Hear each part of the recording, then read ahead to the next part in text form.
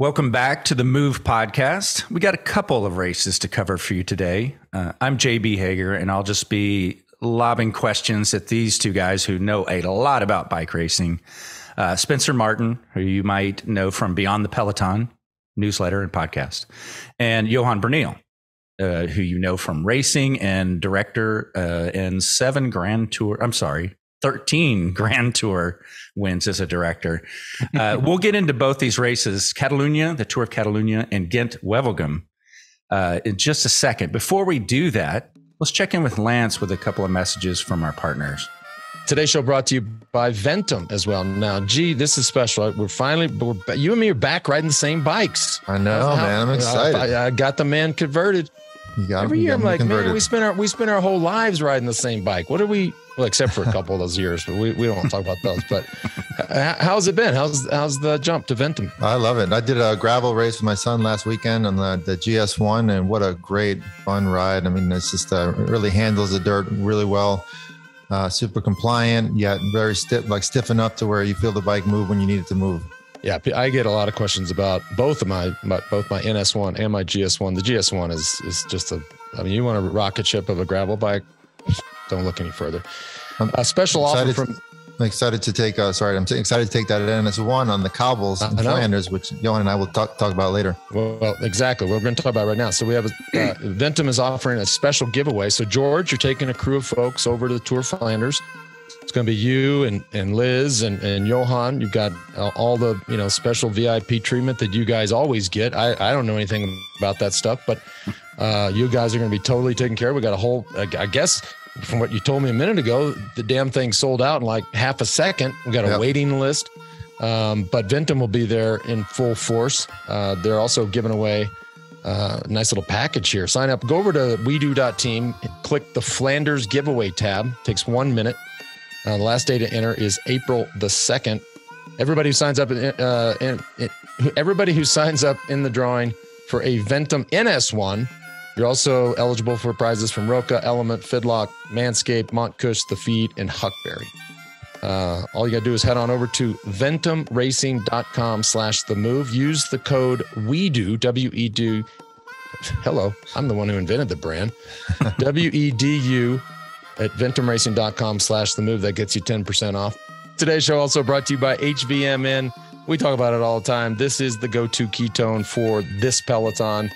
And certainly for this show, it is a game changer, whether you're looking for recovery or performance or mental clarity, right? This is the crazy thing for me. And I know, JB, you've touched on this a lot and are a firm believer, whether we call it COVID brain or just, a hangover from South by Southwest. Ketone IQ and HVMN have changed the game. It actually crosses the blood-brain barrier, which is very hard to do for all you people that know about those things. Again, 60% of the Peloton is using it. Total game changer. Head on over to hvmn.com. Use the promo code THEMOVE. That gets you 20% off. hvmn.com. Promo code THEMOVE. All right, let's start with Tour of Catalunya. It was quite a show among two riders. Again, a recurring theme so far this season where, 1, 2, maybe 3 are just so far above the rest of the field. They're just on another level. And that's what we got with the Primož Roglič and Remco Evenepoel show. 10 seconds apart after a week of racing and just head to head day by day. So let's jump right into that and talk about that battle, which Roglič, just an animal. He's just an animal. The first thing that comes to mind for me is this guy just continues to overcome adversity. Injuries, started late in racing, and he's just got this killer mentality. Yeah, it's incredible to see. We were all already in awe for his comeback after dropping out last September in the Vuelta with that crash and injury. He added Tirreno last minute to his program, and didn't really start, in my opinion, with super high ambitions. Hence the unshaven legs in Tirreno, and he ended up winning Tirreno with three stages. Catalunya was a different game also. I mean, it was very, very similar to what we saw in Paris-Nice with the two big favorites for the Tour de France, Vingegaard and Pogačar. This is Remco Evenepoel and Roglič. In theory, the two big favorites for the Giro. And we saw the same thing. Roglič started straight away by winning stage 1 in a bunch sprint. It was a slight uphill finish, but still it was a bunch sprint. And even better than that, not just Roglič winning that race, but Remco finishing second in that bunch sprint. So that was kind of the way. Okay, this is the way it's gonna go this week, guys. It's gonna be Roglič and Remco. If they start to win bunch sprints, then what else? What else is there? And that's what we saw. I mean, every day was a battle. Now, I know you guys did not do an outcomes for Catalunya, that the predictions, but did you have in your minds, both of you, who would be better of these two, Roglič or Evenepoel, prior to the race? What do you think? Yeah, so I bet on Roglič after that stage 1 win. I thought, this is going to be a Roglič cakewalk. He was still an underdog. That's like a funny thing about this season. Roglič has been a betting underdog in all these races, even though this is what he does, win these races. But then, stage 3 rolls around and Evenepoel wins that stage. And I started to get a little concerned, like, I really thought I got the bet wrong. I thought, Evenepoel's a stronger rider. Roglič is good, but he just realistically, if Evenepoel's going to have a kick at the end of races, this isn't doable. So I originally thought Roglič, and then I lost faith and then regained faith at the end of the race. But I was surprised, actually, that Roglič was able to win this. Me too, because I mean, even if he won stage 1, it's already a week ago, but Evenepoel was far back. He was like 10th position, and then finished second finally.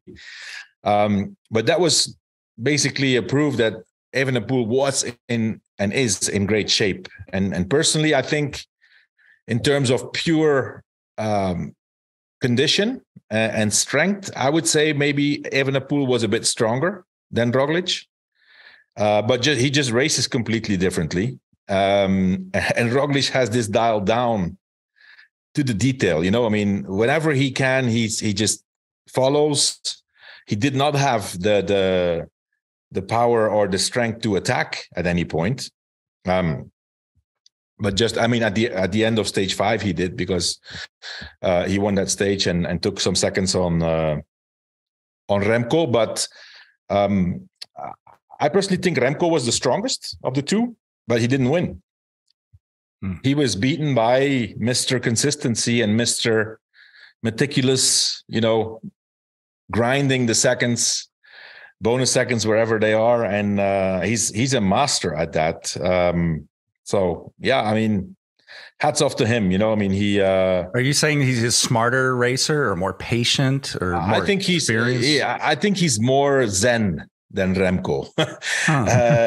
He is.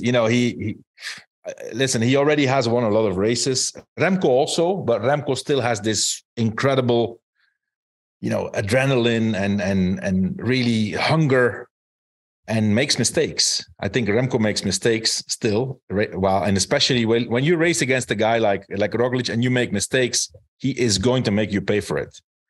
And that's what happens. That's what happened here in Catalunya. Well, I can run through each stage winner, and then I think he made a huge mistake on stage 5, which is where the race was decided. Like Johan said, Roglič wins stage 1. Kind of, it seemed like every stage was an uphill sprint here.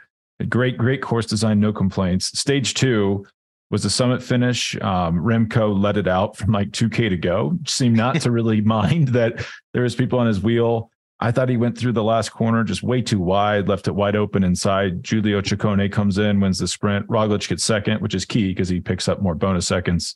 Remco gets third. Great result for Trek and Ciccone. Third uphill finish. Remco finally wins this one. And I'm thinking at the time, like, wow, like if he can win uphill sprints, this guy's unstoppable. Stage 4 was a sprint. Caden Groves wins from Alpecin. Stage 5. Roglič wins, really difficult uphill summit finish, like 11% average in the final K. Caden Groves wins stage 6. We'll talk about that. That was incredible. And then Remco won today, stage 7. But if we jump back to stage 5, Remco opened up like a massive explosive sprint with 300 meters to go on an 11% finish. Well, I think that was crazy. Spencer, I think we have to go back further than 300 meters. Let's go back 3-4 kilometers where Remco starts to, and he did the same on stage 3. He attacks with, I don't remember exactly, but 3-4K to go. And then basically it's the two of them. And whenever they slow down, a third one comes back. Generally, it was either Ciccone or João Almeida. But anyway, whenever Remco decided to go, then it was the two of them. And Roglič could not do anything else but follow. And I think if you go back to stage 3, Remco really was. It's the first time that it's the first time that I really see a good Roglič being beaten that way. Like a hard climb, uphill finish at the end, and he could not follow the wheel. It's not just being beaten; he was dropped a little bit, and Remco made a little mistake there by celebrating too early. He sat up losing and 1 or 2 seconds. Otherwise, he would have been in the lead. So a little mistake there. Is it unexperienced? Is it not being experienced, or is it being too excited to win? But it wouldn't have changed because. Finally, Roglič won with 10 seconds in the end, but Remco basically did a lead out in those 2 stages with 3-4K to go, and then he started to go. Roglič followed whenever and then Remco went again, and then especially on stage 5, as you say, I calculated from the moment he goes, really like he says, okay, this is my effort to the line. It was 42 seconds of sprinting. There's no way you can keep that, not against a guy like Roglič. And so finally, Remco ran out of legs and had to sit down. And in 50 meters, in the last 50 meters, he lost 6 seconds.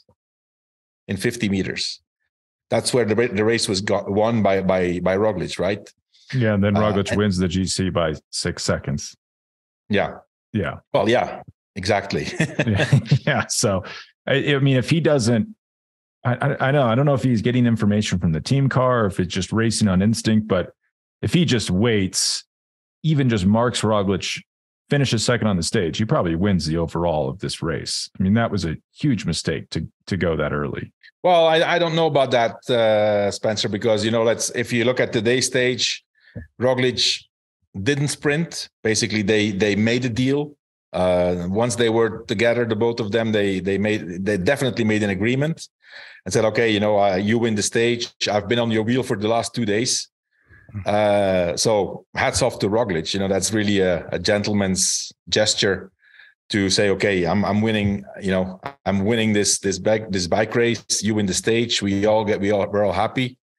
Smart move. They're going to meet each other for the next, in a month, during 3 weeks in the Giro. So not that Remco will have that in mind. He will attack whenever he can. He won't say, oh, thank you for the win. You let me win there, and I'm not going to attack you now. No. As soon as the Giro starts, it's a different race again. But I think Remco is still racing too much on adrenaline. And he appeared to me like he was just frustrated and angry. He was constantly checking Roglič is right there. Roglič is right there.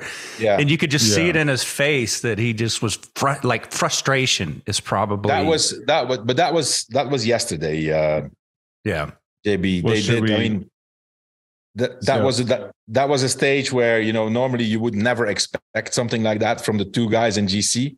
It was supposed to be a bunch sprint. It was a reduced bunch sprint in the end, but just because both of those guys, Roglič and Evenepoel, decided that it was going to be a bunch sprint because Roglič didn't collaborate and he shouldn't have. I mean, it was his right to not collaborate because he was in the lead. Remco needed the bonus seconds, and if you're in the lead, you follow the second one, right? And what did you make of that, Johan? So he attacks. He probably should have sat up as soon as he realized Roglič wasn't going to work. he kept going. I thought maybe wasted energy he could have used today, but he's screaming at Roglič to come through. Clearly it's in his head. Yeah. Like, is that like performative? Is he just trying to shame Roglič into working, or does he really expect him to work? But I don't know. He was obviously frustrated. They're two completely different characters, right? Remco is pure adrenaline. When he attacks, and when something doesn't go his way, it's not the first time we see Remco's being, not happy and showing it clearly. There's a lot of other times I'm sure that Roglič wasn't happy in races and we never saw it. He just keeps going and just executes what he does best, either attacking or following the best guy and then beating them at the finish. What would you say to Remco post race at the dinner table? Well, with the Giro in mind, what would you say to him to get the results he wants? You know what? I don't know. I mean, everybody's different. In my opinion, Remco is a rider. He will listen to advice, but he will not automatically, take it on board and say, okay, I'm going to do this. He will listen to it and then he's going to decide himself, okay, whether I do it. And then in the race, he forgets. If you look at Roglič, how he won this Tour of Catalunya, he won this in the Miguel Indurain way, right?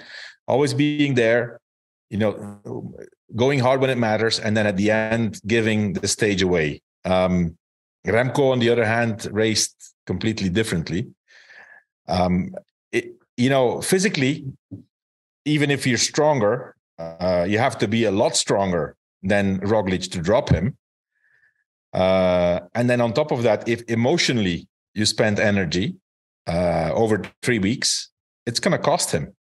He needs to start to, be more calculating and just assume, that if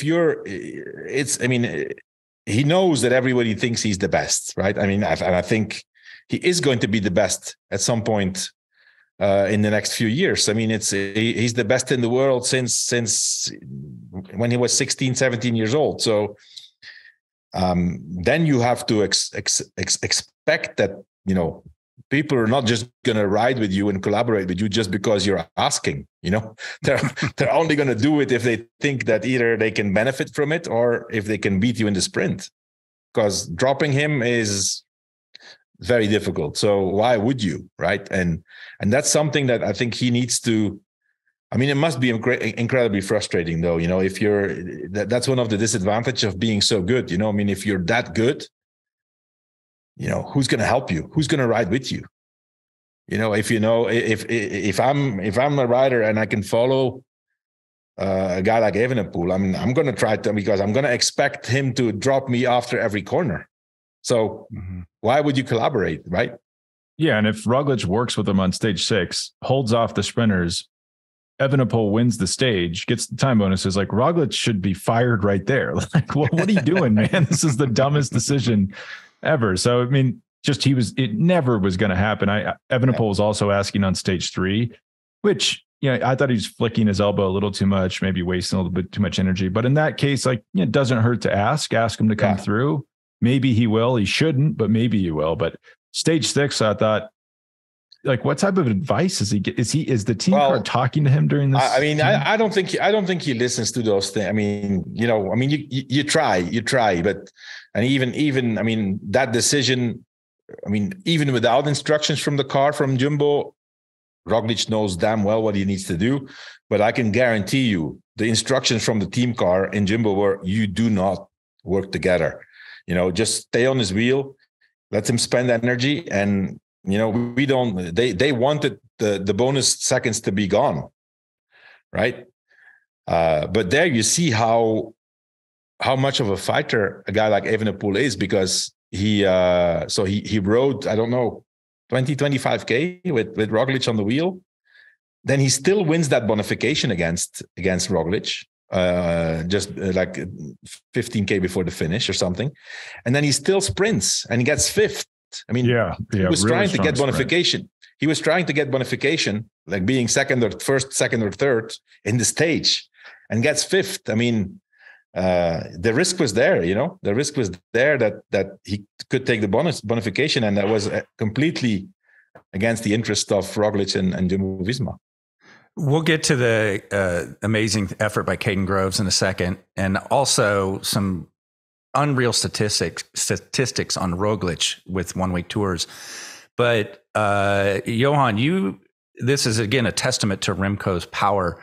You've heard or read or maybe got some inside intel that he's still a bit heavier than where he should be. Well, I mean, I've heard that I don't believe that, but I've heard someone told me he's 4 kilos heavier than the skinniest he has been in the Tour of Spain. I mean, he was really skinny in the Tour of Spain. That's true.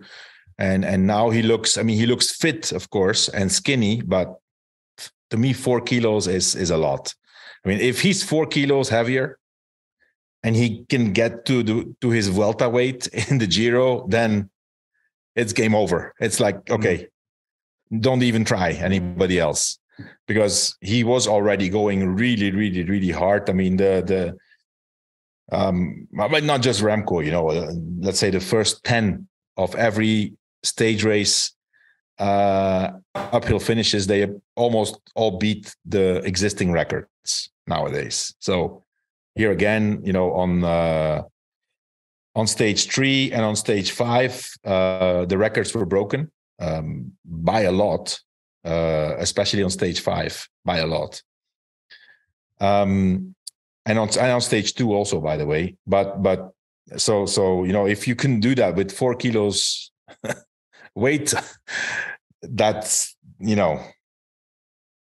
mean, you're really, really strong. I don't think it's 4, but maybe 1-2 kilos.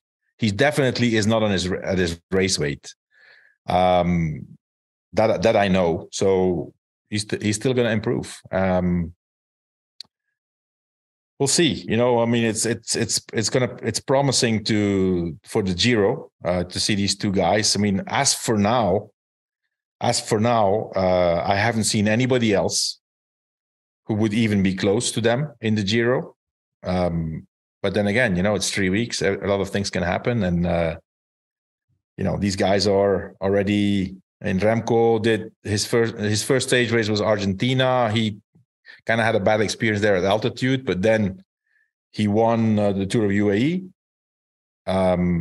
Now is second in Catalunya, and Roglič wins Tirreno and wins Catalunya. So they're on the top of their game, and they still need to improve for the Giro. So I can't see anybody. It's going to be another race, to be the best of the rest. Yeah, I mean, there's good riders in this race, and they made them look like scrubs. I mean, whenever Evenepoel or Roglič raised the pace, it was like just shed everybody off the back. Yeah. Do we want to talk a second about UAE? Like what exactly was going on here with this team, where it felt like they were, not only did they not race well together, they raced against each other. Like on stage 2, Almeida has a mechanical. It looked like he just ran out of batteries or something. His front derailleur wouldn't work. Gets a new bike, almost catches back on. Evenepoel goes, he's dropped. Adam Yates, who loses 10 minutes on the first stage, so he's out of the GC, is then driving the group away from his teammate, who's still in the GC, completely oblivious. No one drops back to help Almeida. And then today on stage 7, and this is just like a little sample platter of the dysfunction at UAE this week. Today, Marc Soler jumps and goes with Evenepoel and Roglič, which was actually, I was glad he did, because Soler's a good rider. It let us see how good Roglič and Evenepoel were, because he was like physically jerking his bike just to stay in the wheel of Evenepoel, which is wild. But, he was going for third on the GC, which his teammate, Joao Almeida, had. And then there was times during that last lap where Soler was dropped from the front group, but still off the peloton, and Almeida was chasing his own teammate to try to retain his own third place. This feels like it's not like the toxicity that they had last year at Catalunya, I believe, where Juan Ayuso and Joao Almeida were getting into it, or maybe it was the Vuelta. The Vuelta. And it just doesn't feel like any of that's been taken care of, and we're still going to see dysfunction at that team. To me, it seems that there's two teams in UAE. There's one team which works perfectly whenever Tadej Pogačar's racing, because he's the clear leader and everybody's around him and knows their job. And then there's the freelance team. Whenever Pogačar's not racing, and they have certain guys who are very close, like Adam Yates, Almeida, Marc Soler, to name these three. They're close to each other in terms of fitness, and you can argue, third was the best possible anyway, right? So they were always going to get third. So here, I don't know if the instructions from the team were, okay, guys, whoever is the strongest between Soler and Almeida gets third. And Soler obviously Soler is in great shape. He did some really incredible stages here. He wanted to be on the podium. He's Catalan, so it's his home race. So I don't know if the team direction says, "Hey guys, you guys figure it out as long as we're on the podium." Then on the other hand, you have to say also, what I've seen is that whenever Pogačar's not there, they're always with multiple guys. Like once again here, they're third and fourth. They're scoring points. Their goal is to be number one team in the world at the end of this season, and this keeps adding up, right? I agree. It looks really unprofessional, but points wise, it's super, super efficient because they're up there. Yeah. Does it? Yeah. And it is kind of like, oh, dad's gone. Like, and then like everyone's misbehaving. But there was even times where Pogačar was like yelling at the team car for water and stuff for the tour. So is he just so good that when he's there, it appears to be back on track, and that it's just not a buttoned up organization? It feels like this is going to be relevant again. Like this is like Chekhov's gun, Chekhov's dysfunctional team. When we get into the depths of the tour and things aren't going well, like, are we going to see Adam Yates just like leave the race? If you remember the 2021 tour where Geraint Thomas wanted to leave the race because he wanted to focus on the Olympics, and Ineos had to tell him, no, you're going to stay and support Carapaz, and didn't go that well. Like, I'm just getting vibes like that from this UAE team. Mm-hmm. There's definitely something there. It's two teams when Tadej Pogačar is in the race and not. And listen, Almeida, Adam Yates, Marc Soler, maybe that's also the deal. Like, hey guys, whenever we need you guys, you need to be at the service of Pogačar. But when he's not racing, you're free to try and get a good result. You have to find a balance between keeping the riders' ambitions alive and being efficient. And I don't know, man. Maybe we are concluding something completely different. Maybe that's what today was really, really amazing. If you see Marc Soler there, like fighting for his life to get to the finish in third position, and João Almeida attacking behind him. That was, and it's not like he attacked and went away on his own. He was attacking and dragging everybody with him. Yeah. Yeah. I'm imagining the pre-race speech on the bus, okay, Pogačar's not here. You guys go do whatever you want.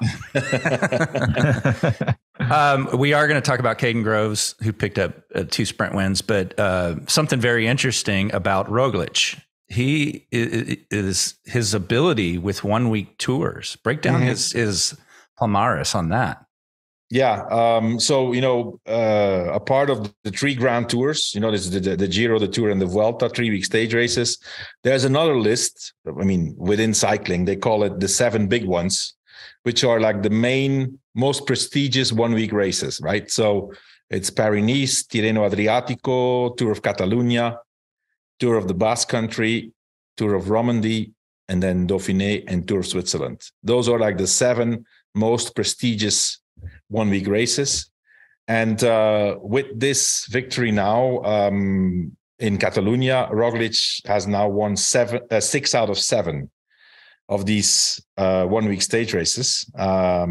He only lacks Tour of Switzerland, which, I mean, I don't know if after the Giro maybe he could do the Tour of Switzerland and try to win that.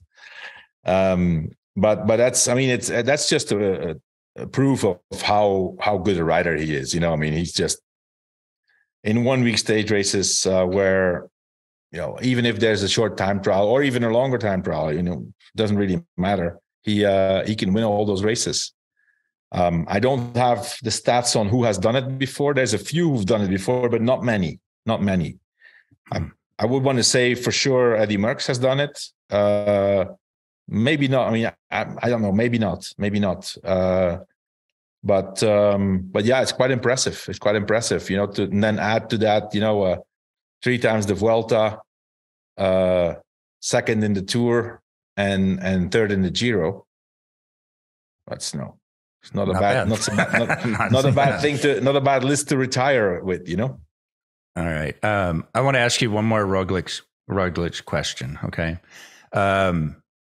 And I know if you look at the calendar, you look on paper, this question makes no sense. But watching Roglič's ability, and if he doesn't have any incidents in 3-week tours, is he a better option for Jumbo-Visma for Tour de France? I know it's not on his calendar, but is he a better option than Vingegaard right now? I would say no. I think he's a good option for Jumbo-Visma to do the Tour if they race together. If Vingegaard and Roglič race together against Pogačar, which as co-leaders, yeah. I mean, I would definitely try to do that, but you know, I think Roglič, in my opinion, has seen that Pogačar is super strong, and he doesn't really see where he can beat him. Jonas Vingegaard was a lot stronger than him last year in the Tour. So now, I mean, he wants to try to win the Giro, you know. I mean, I can understand that. And it's obviously great for Jumbo-Visma also. But really, I mean, if you really want to go for the Tour and try to be as strong as possible, I would do Jonas Vingegaard and Roglič together against Pogačar.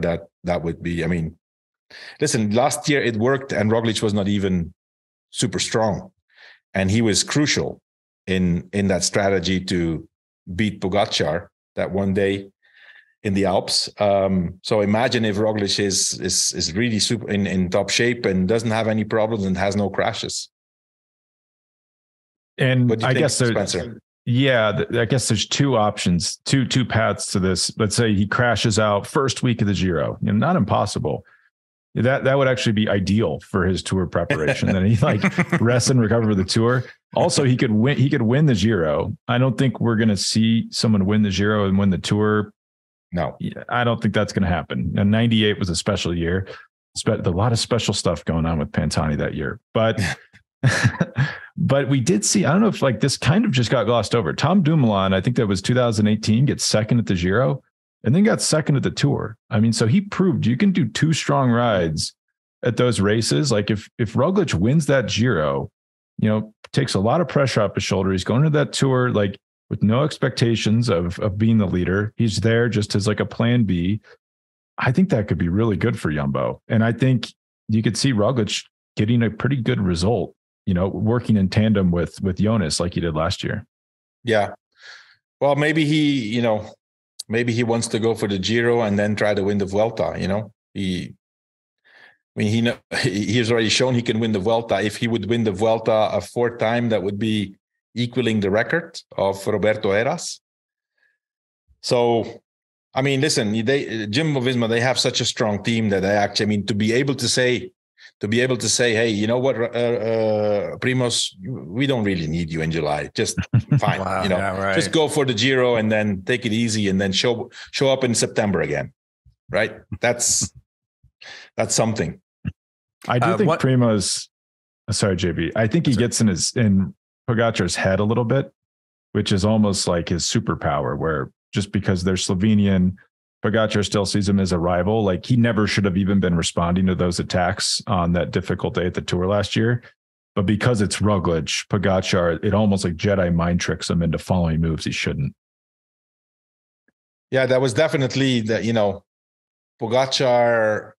I mean, I'm not going to say he should have known, because of course, they're not gonna reveal their strengths. But it was clear last year that Roglič did have some problems after his crash on the cobblestones, the cobblestone race, the cobblestone stage, and that he was not going to be the leader of the team. But yet Pogačar went with the same effort after Roglič than after Vingegaard just before the Galibier, and that's ultimately what broke him. One last thing from Catalunya, and then we'll move on to Gent-Wevelgem, is Johan pointed out to us that something he's like probably never seen before, that Caden Groves executed to win one of those sprints. Just did nearly the impossible. If anybody listening or watching us didn't see what happened, break that one down. Yeah, so stage six. I mean, it was not a pure bunch sprint, right? But some of the sprinters really tried everything they could to stay in the first group and make it to the finish. Caden Groves being one of them, and being, I mean, not. I'm not going to say the clear favorite, because Brian Coquard was there. There was, other sprinters there. But yeah, I mean, 3.8 kilometers before the finish, Caden Groves apparently had a slow flat, and the cars were not there because he got the instructions from the team car to switch bikes with one of his teammates, and then made it back with another teammate and won the bunch sprint on the bicycle of one of his teammates, which was not even his size. So, I mean, to be able to do that's the effort to get back in the race and to still execute a sprint. Okay. One thing I have to say, the circumstances were ideal because it was a smaller group. So obviously not complete teams to lead it out. And it also was headwind. So it was a slow run-in to the finish. But still, having to change bikes, making that effort, going from last position, maybe there were 45, 50 guys left, to the front, and then win the sprint. But all of that on a bike which is not yours, I mean, I cannot imagine it. That's crazy. But that was really, really impressive. And then I was really surprised to see his race interview after the race that, the team director said I had to switch bikes because they couldn't get to me, and I did it, and yeah, I won. I mean, you just did something unbelievable. I mean, it's like I've never seen something like this. I'm going to go back and watch that again. I wasn't paying that much attention. Just watch the last 5K. It's quite impressive. Wow, that's a very Australian mentality to have. Oh yeah, this crazy adversity. It wasn't that big of a deal. One more thing about this race. Did you guys realize Richard Carapaz was here? I mean, gotten a few breakaways, completely invisible in the GC. This is coming after the Volta last year, where he was supposed to be a GC rider and kind of washed out and had a few great stage wins. But are we seeing Carapaz go from a GC contender, what I thought was one of the best GC contenders in the sport, to a stage hunter? No, I don't think so. Let's not forget, we always judge riders based on their last performances, right? So he did have a very disappointing. I mean, not a very I mean, I think he won 3 stages, right, in the Vuelta. Yeah, it was kind of this weird Vuelta where how could you not say that's great, but then that's probably not what he went there for. Yeah, he won 3 stages in the mountains jersey, but he was not in GC. But let's not forget, he was second in the Giro last year. And just because of one stage on the Passo Fedaya, I think, La Marmolada, there he lost it. But, he was one of the big favorites, was second. He already won the Tour. Won the Giro, was third in the Tour, was second in the Vuelta, second in the Giro. I mean, he's a stage racer. And this year, he started the season slower because he's focusing on the Tour. So I think that was kind of expected. But for sure, listen, I mean, it's Carapaz is a great rider, but he's not at the level of those top riders. He's not at the level of Evenepoel and Pogačar and Vingegaard and Roglič. But he is, in certain big tours, he's a candidate for the podium. I mean, he was third in 2021, right? Yep. He was fantastic. He was staying with Pogačar and Vingegaard on those uphill finishes. Yeah. But he's at a team now with like a lot of tour wins. So I'm sure there's no worries there. Well, at the end, I mean, he's going to be fine. I mean, I think once come the Tour, I think Carapaz is going to be ready. He's a racer. He goes, I mean, he knows that when the race is really going on, that there's 2 or 3 riders who are above his level, but he's going to take advantage of certain circumstances and give it a try. And he will want to be on the podium. I mean, if he could be on the podium again in the Tour, which would mean in his case, best case scenario, third, I think for him and in his country and in Latin America, that's like a victory. Yeah, and that's huge for his team too. So yeah, maybe he has it in control, but I guess we'll have to wait and see. Yeah. One last thing about Catalunya. Now that we're speaking about Latin Americans, another setback for Egan Bernal.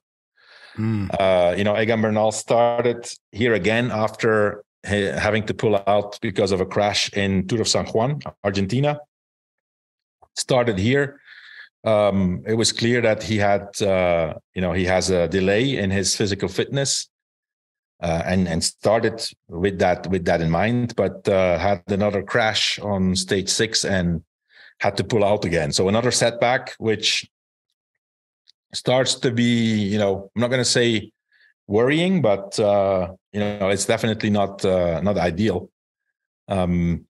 So the way these guys are evolving and improving every year a little bit, 1%, 1.5%, starts to be a little bit of a concern for Egan Bernal if he can get back up there with Pogačar, with Vingegaard, with Remco.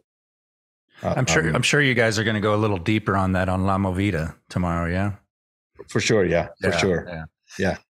We'll jump into Gent-Wevelgem in a second, but I do want to just take a minute and tell you about a new product from a sponsor of ours and a partner of ours that we've had for some time. I just want to take a second here and tell you about some big news coming from our friends at Manscaped. Big news on 2 fronts. They have the brand new Weed Whacker 2.0. All right. That's all your below the waist needs. Above the waist, they have just come out with this, the Beard Hedger Pro Kit. All right. So if you want to take care of that beard, leave it looking nice. I'll be able to tell you a lot more about it on a future show. I believe it's showing up at my house today. And as you can see, if you're watching on YouTube or Facebook, not rocking the beard right now, but the first few seasons of the move, I did. So now having a product like this, the Beard Hedger Pro, really, really looking forward to it. Might bring it back. Might just bring it back here. And that also, in that kit, includes a beard shampoo and conditioner, beard oil, and beard balm to take care of moisturizing. So if you want to get this as a gift for yourself or a friend, 20% off and free shipping when you use our code. Again, 20% off. Use the code THEMOVE at manscaped.com. One more time, 20% off and free shipping at manscaped.com. Use our code THEMOVE. All right, Gent-Wevelgem, the Jumbo show. That was amazing. Let's go right to the finish and then work around some other parts. Wout van Aert and Laporte, they just get away from everybody and go to the finish arm in arm. Just absolutely amazing. I want to know your thoughts on Wout van Aert. It's gifting to his teammate the win. He was clearly stronger. What are your thoughts on that? That's a big race to just, even though he's won it before, I had to look that up. That is a very, very big race. I'd love your thoughts on that. Yeah, I didn't really know what was going to happen until we finally saw that Wout pushed Laporte basically over the finish line. Say, okay, here you go. Listen, I think first of all, I think it's a decision of Wout van Aert himself. Not a team decision. I mean, they for sure have talked about it, but listen. In that case, you say, okay, guys, listen. You guys decide, right?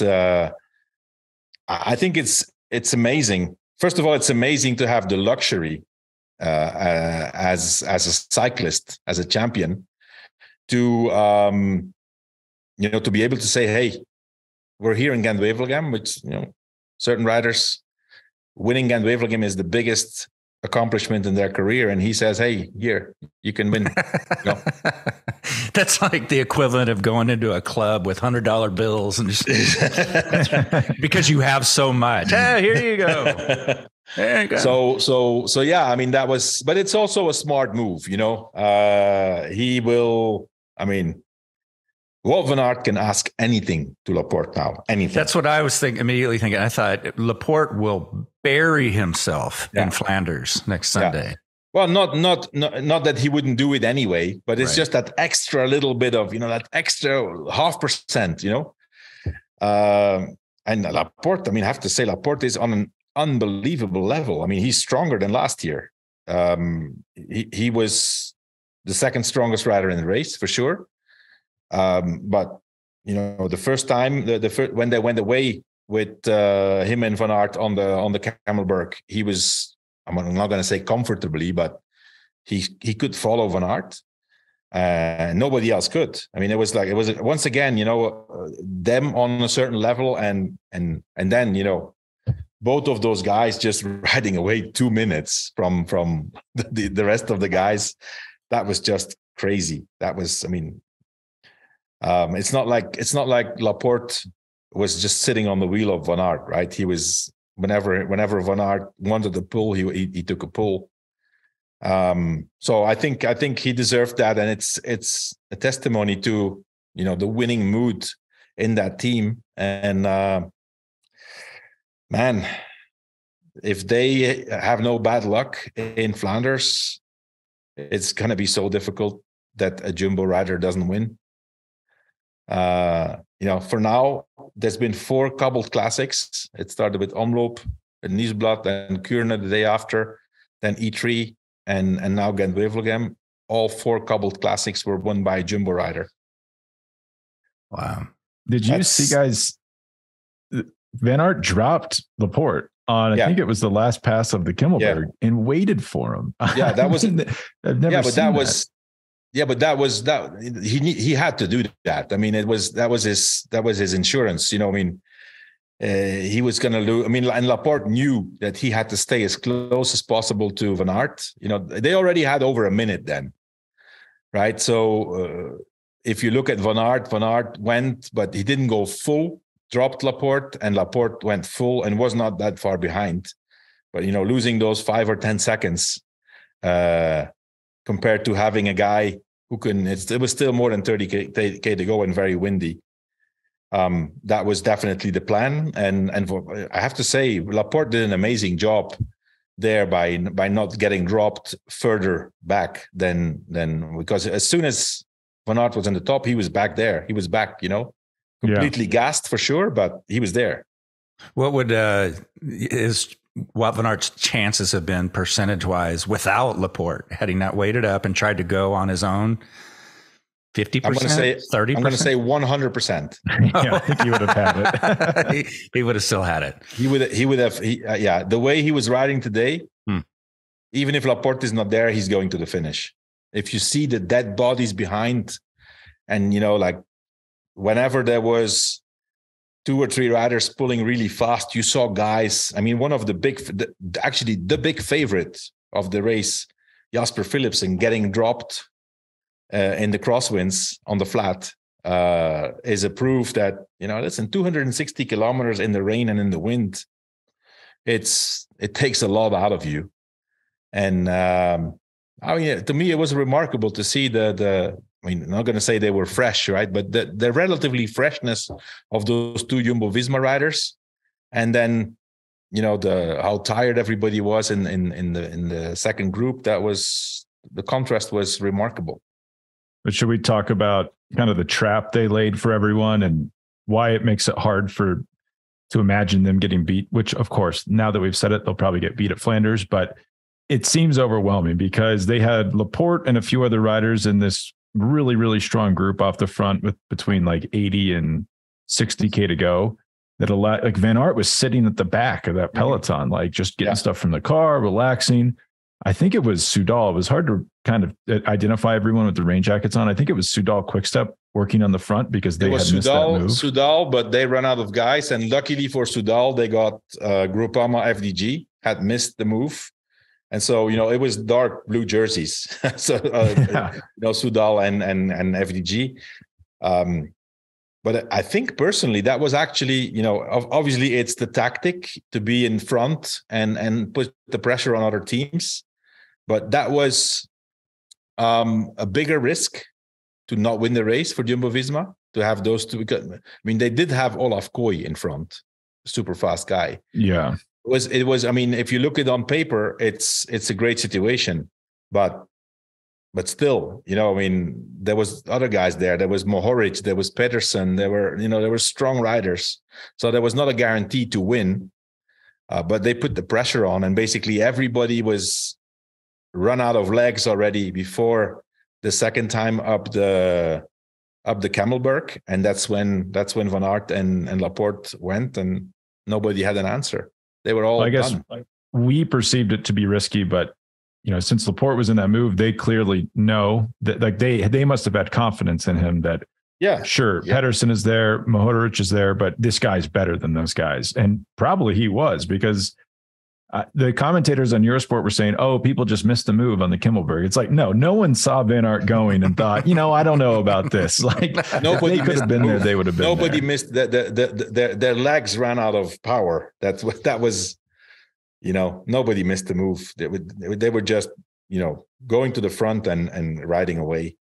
We're seeing a lot less of that this spring. They've not been crafty wins by just seizing an opportunity. It's the strongest that goes, and everyone watches it, and there's nothing you can do about it. That's been happening all spring. There are a few riders right now. There's they're like 6-7 riders. I mean, I would even say maybe 5 that basically can win all the races, and everybody else is just okay. We can win if something happens to you, but if not, see you at the finish. And the big advantage is on the second or the third spot of the podium.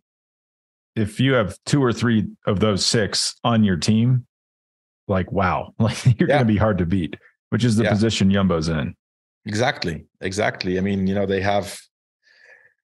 It's. I mean, if you look at their team for Flanders also, because this was not their top team, today. Van Baarle crashed 2 days ago or 3 days ago. They're in E3, so we'll see how he is, but. They had like 3 or 4 guys, and then the other 3 were kind of normally they would not make the Tour of Flanders team, so it's even more scary. You mentioned Mohoric. We saw him slide out near the end of the race on a roundabout, a wet roundabout. Did we get? And there were a lot of crashes early in this race. Did we get any injury reports that will have an effect on the rest of the spring season? Kwiatkowski didn't look good at all. So he stayed on the ground. I don't know. I mean, maybe it looked like shoulder or collarbone. I'm not sure. And then Filippo Ganna crashed early and pulled out. So obviously that was, he must have been hurt. But Gent-Wevelgem is that kind of race. The stuff we didn't see on TV. It's along the coast. It's super, super windy. Crosswinds, very nervous. There's always big crashes, and combine that with narrow roads. that's part of it. That's also one of the reasons, for example, why certain riders opt out of Gent-Wevelgem, to eliminate that risk, because they have bigger goals further down the road. I mean, I was going to ask you about that. Like, why is Van Aert here? Like, is it better? Is he now better positioned for Flanders than Pogačar and Van der Poel, who maybe had a nice warm day riding their bike? I mean, I saw Van Aert there on the mini couch again after the race, waiting for the podium, and it looked cold, and they're in their clothes that, I don't think they showered. So like, they're probably sweaty, cold on this couch. I did not seem like an ideal situation you'd want to be in ahead of the biggest race of your season. Yeah. Like, but is the move just not to do this race?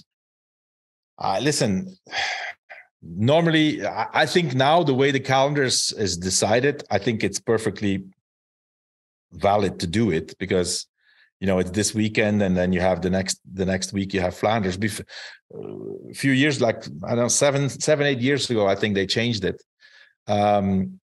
It was Flanders, and then midweek it was Gent-Wevelgem, and then the next Sunday was Paris-Roubaix. And those were, in theory, always the same riders who did it, right? So I think now with a week in between, it's okay. It's okay to do it. Let's also not forget that Van Aert started his season later than expected, right? He started in Tirreno, his first race. So, I mean, listen, you can't have a better training ride than today's effort for Van Aert, as long as he doesn't get a cold. I saw the last race in E3, they were also really cold at the podium. They were shaking. So that's to be seen, if this doesn't have any consequences. But you can't plan for that. You can't say, I'm not going to do Gent-Wevelgem because you don't know what weather's going to be. So I mean, they did a great show today. So I'm happy Van Aert did it. It was amazing to watch. When you look at Jumbo, what happened with Primož today, and this, like, for a team, like, wow, what a day. Yeah. It's exceptional. We've seen already several of those, right? Like the other day, Roglič won the stage, and Van Aert won E3 on the same day. But yeah, I mean, listen, these guys are it's Jumbo's a winning machine, right? They have the quality, and they have their big guys in shape. So, I mean, it's incredible. It's incredible. I mean, we in the pre-show we talked about Jumbo-Visma and where they are. But if you go back to the history of that team, lots of people don't realize that this team actually exists since 1984. Oh, this will be good. Both of you who are walking encyclopedias, because they did mention that on the commentary. They go, it dates back to Rabobank. And I was like, oh, okay. Because that was a team I really enjoyed watching back in the day. But and then you always talk about how these Belgian teams are just changing the sponsor around. So you kind of lose but track. this is actually, of course, but the structure, I mean, I'm not going to say since 1984, but 1984 there was a Dutch team called Quantum Hallen, which was also a supermarket, by the way. Quantum Hallen, which had riders like Jan Raas and Adrie van der Poel, Mathieu's dad. Really like a really top team, more focused on the classics. Then it changed into another supermarket, but a clothing supermarket called Super Confex, green jerseys. They had a bunch of success. Then after that, Super Confex stopped their sponsoring, and a beer brand, Buckler, alcohol-free beer, took over. They had that team that's still always the same team, same management, same directors, same riders. And then after that, still the same manager got Word Perfect as a sponsor. Okay, that gives it context of a time. Word Perfect, yeah. Wow. Then WordPerfect, in the last year of their sponsor deal, they changed the name into Novel, which was also one of those IT. I mean, it was a product of WordPerfect, Novel. And then Novel stopped. So basically WordPerfect stopped and then started Rabobank. I was actually member of Rabobank in the first 2 years of their existence. And then since then, I mean, Rabobank has been around for a long time. Started in 96. And if I'm not mistaken, they probably pulled out in 2007, 2008. Maybe 2008. 2012. Oh, 2012. They got stuck with this sponsorship. I think it was like kind of a legal dispute. They didn't want to be sponsoring the team, but they couldn't get out of the contract. Yeah, well, then there was 1 year, at least 1 year, where Rabobank still paid the team, but there was no sponsor, and they called the team Blanco, white. Blanco is white in Spanish, so white. There was no brand, nothing. It was just Blanco. Wow. And then after that, actually they had 2 more years. I think they had 2 more years of sponsoring. So Blanco, then Belkin came in as a small sponsor, but they got the title because the team was basically paid for by Rabobank, not wanting to be on the jersey. Belkin, I don't know how long that lasts, 1 or 2 years probably, and then it was just 2 years. 3 years, and then it changed into Lotto Jumbo. Lotto was the national lottery, Lotto NL. Jumbo was a co-sponsor, and then it changed into Jumbo-Visma. Wow. So long history. And it's hard to imagine now. I mean, sitting here, they've won four out of 4 Cobbled Classics. Primož just won Catalunya. They stunk. I mean, at the end of Rabobank's tenure, and then Blanco, Belkin, Lotto, like this was a bad team, like one of the worst teams in professional cycling. The press officer took over the team because no one wanted it. That was a good idea. Good move by him. Well, he did a good job. He did a really good job. And then if you think about those Lotto Jumbo years, Primož, like they got this unknown Slovenian guy who was working in a grocery store, and he kind of I know. That's at like one the story. Point, he might have walked into a grocery store at a certain point. Spencer, that's like the story. That's like the story. I mean, it's a great story. That's like the story that Jonas Vingegaard was working in a fish factory. Like he did, but it was like he didn't work there long. It was like a few months, and it was part of like a mental therapy. These guys were already good cyclists. I mean, Primož Roglič was, we all know he was a ski jumper and got into cycling because of his accident, but he was on a Slovenian team, Adria Mobil, and he won a few 1 week stage races already, like second level, but 1 week stage races. And that's how he got into Lotto Jumbo and won a time trial in the Giro. That was like for the first time we saw Primož Roglič, but that's, I don't know, 10 years ago. Yeah, it was. Well, I think his first year with the team was 2016. And then he really started to get results in 2017. I think it was here. Hold on. Let me fact check that. But he's kind of, 2016. And he would really kind of turn the team around. They were not a good team. And then they got Roglič. And then now, like, think of the embarrassment of riches they have just in the last 5 years. It's really impressive. Yeah, I remember Roglič won a time trial in the Giro, and then I don't know if the same year or the year after, he won a stage in the Tour where he dropped Contador on the Galibier from a breakaway, and so that was, and that then he started to really after 2017 to focus on Grand Tours.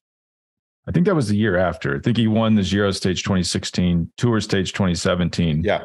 And then 17, he started rattling off these one week stage race wins. But what's funny is he was the Remco of his time. It was like this robot, fast guy who had no race strategy whatsoever. So it's funny now to watch him winning races over Remco using tactics.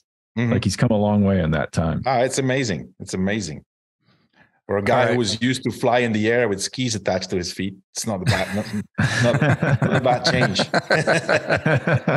Yeah, and you're right. I mean, Slovenia, it doesn't get a lot of credit for it. It is like, there's a great bike infrastructure, a lot of people on bikes. Like, I'm sure he was riding bikes before he started racing in 2014 or whatever. Right. But I mean, the story goes that until he was 20 or 21, he did not own a bike. That's what they say. I mean, I would like to fact check that. There's a picture out there. I'll if I find it, I'll send it in the group. There's a picture out there of Primož Roglič doing a race on a mountain bike with normal tennis shoes, like no clip-in pedals, and a Française de Dieu jersey, like looking like a complete Sunday recreational rider. I think it's in a road race too, and he's passing people. It's crazy. Well, we'll be back for Flanders. And of course, you guys are going to do outcomes. I'm really looking forward to that outcomes, your predictions. And that, even if you're not into sports betting, it's really cool to hear you guys break down what you think is going to go down. That being said, will you give us what does your gut tell you is for a winner at Flanders now? Have to say Wout van Aert. Okay. I'm gonna zag. I'm gonna say Tadej Pogačar. Okay. Yeah. I mean, listen, these guys are gonna be there, but until now, there's no cobbled classics that hasn't been won by Jumbo. Of course, when Van der Poel and Pogačar come in the game, it's a different race, but I don't know. Van Aert, and he would deserve it, he would deserve to win the Tour of Flanders. Well, something about Van Aert, I should have mentioned this during Gent-Wevelgem. He looked kind of off form. I thought at San Remo, just not his normal self. He obviously won E3. He was the weakest rider in that front group. That's not a huge knock since those guys are amazing. Today, I thought he looked noticeably stronger than Friday, which is wild that he can make jumps like that. He looked like he was on a training ride. Yeah, like he looked back to his old peak Tour de France fitness. I'm also a big believer in karma. I think the gift he gave today is going to come back to him in a good way. The way Van Aert looked today in that kind of weather circumstances, that's you're like, it's like when a rider is in top shape, it's like the moment he gets out of his bed, the first step he makes, or coming down the stairs, like it's not like it's like that's Van Aert right now. So, well, catch outcomes. That's going to be a really, really good show. You need to be a season pass holder. Tons of other benefits to be a season pass holder. You get the member tee. You get to watch all of our pre-show. You get the happy hours, which we just did another fun one. You get all of those things. You get discounts, and a lot of times you get the first crack at some new apparel when we do some short run, one-off fun things. The members kind of snag those up first. So a lot of benefits to that. But Johan, Spencer, great show. Appreciate you guys. And so JB, sorry, outcomes. And then for Flanders, we will be broadcasting the podcast from Flanders, from Bruges. George and I will be there on site, and we will have a very special guest. Very special guest. Yeah. Everyone knows who that guest is. I guarantee you. If you've paid any attention to cycling at all in the last 20 years, you know this name. So yeah, we're really looking forward to that. So anyway, thank you guys.